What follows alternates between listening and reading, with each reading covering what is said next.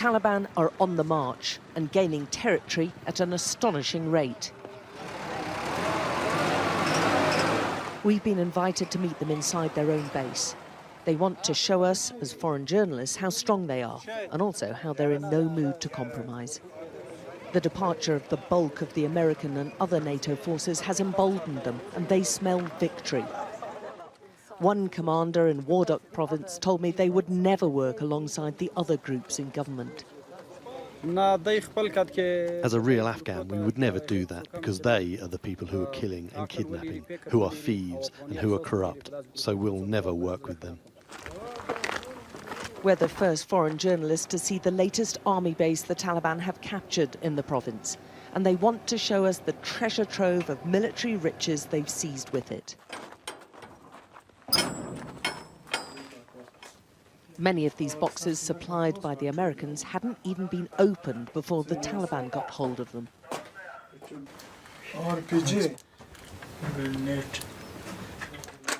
Whoa.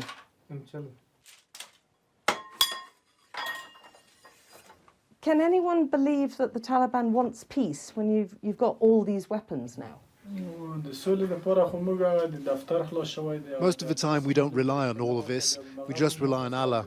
But it does help us a lot, and it's given us a lot of new weapons we can use in battle. Of course we want peace. All people want peace here, but the government doesn't want peace with us. From this base alone, the Taliban say they seized about 900 guns, 30 Humvees, and 20 army pickup trucks. It's a whole pile of destroyed vehicles, military vehicles there, and a huge area that they've managed to take over. I think the Taliban will see this and view this as a substantial victory.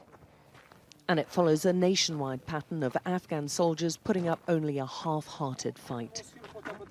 Many of the fighters we saw were carrying new weapons seized during the taking of the base. USA.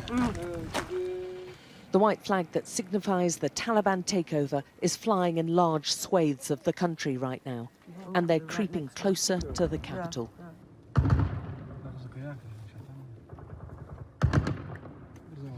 Our journey en route to the Taliban was halted. This is a crucial highway which the Taliban have been trying to get control of.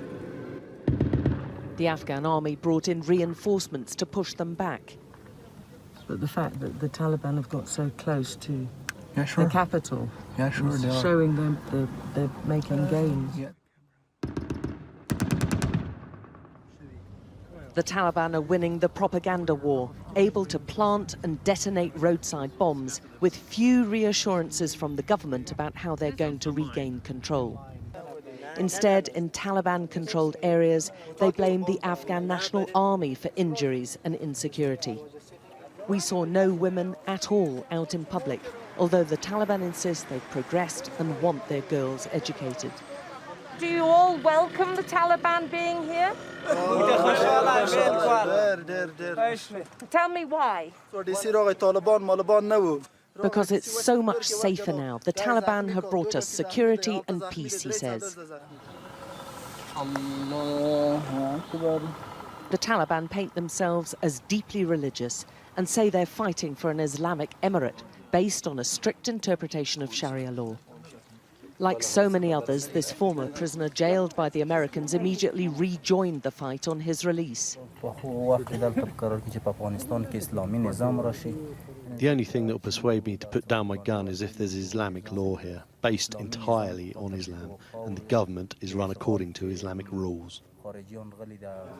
The Taliban resurgence appears to have real momentum, and that's worrying for the Afghan government and its international allies, who are now watching all the military hardware they handed over ending up in the hands of the group they're meant to be used against. The government is seen as weak and deeply unpopular in areas, particularly where the Taliban have managed to take a hold. Can you work with any of them? They are nothing, anything. They are nothing. And this, we will destroy them. We are going to destroy our country. They come, they bring bad situation for Afghanistan. for our people, for our civil lives, for our country, for our schools, for our hospitals, everything. They're destroyed. And this while peace talks are meant to be ongoing. And all the while, the Taliban seem to be growing stronger. And that will surely lessen their desire to do any deals. Alex Crawford, Sky News in Wardak province.